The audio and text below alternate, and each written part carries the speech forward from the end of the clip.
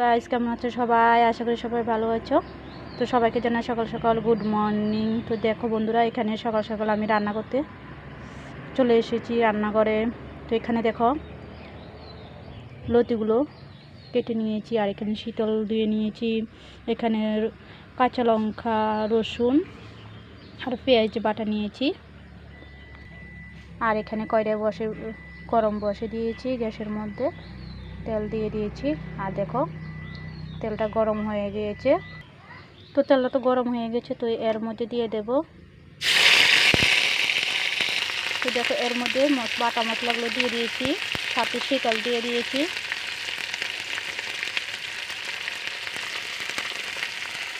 এগুলোকে ভালো করে কষিয়ে নেব। তো এখানে দিয়ে দেব হলুদ গুঁড়ো, আর দিয়ে দেব লবণ, দিয়ে ভালো করে মশলাগুলো কষিয়ে নেব। আর দিয়ে দেব এগুলো লাল মরিচের গুঁড়া। যেহেতু এখানে আমি কাঁচা লঙ্কা দিয়েছি, তাই লাল মরিচটা একটু কমে দিয়েছি। তো তোমরা যে যে পরিমাণ জাল খাও জাল দিতে পারো। তো দেখো এখানে কি সুন্দর মশলাগুলো ভাজা হয়ে গিয়েছে। এটা দিয়েও তোমরা ভাত খেতে পারো। তো মশলা যখন ভাজা হয়ে গেছে, তখন লতিগুলো দিয়ে দেব। লতিগুলো দিলাম। এখন ভালো করে কষিয়ে নেব। তো যেহেতু লতিগুলো আমি একটু কষা কষা করব, তার জন্য গ্যাসের আঁচটা কমিয়ে ঢাকনা দিয়ে দিলাম, যেন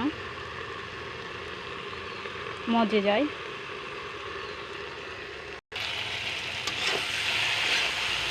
তো দেখো বন্ধুরা, কি সুন্দর কালার এসেছে।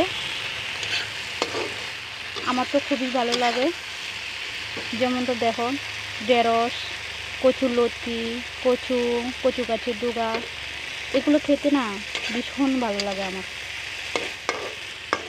তো আমার মোটামুটি হয়ে গিয়েছে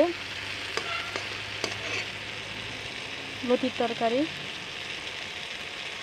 ভেবেছিলাম একটু ঝোল দেব, পরে ভাবলাম না, ঝোল দেব না।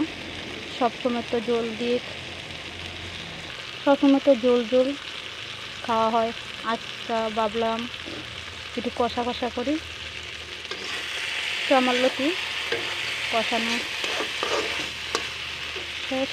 তো আমার লতি রান্নানো শেষ। দেখিতে মনে হয় খুবই ভালো লাগবে খেতে। তো তোমরা কে কে খাবে, কার কার প্রিয় লতি তরকারি, চলে এসো আমাদের বাড়িতে। Tata, bye bye.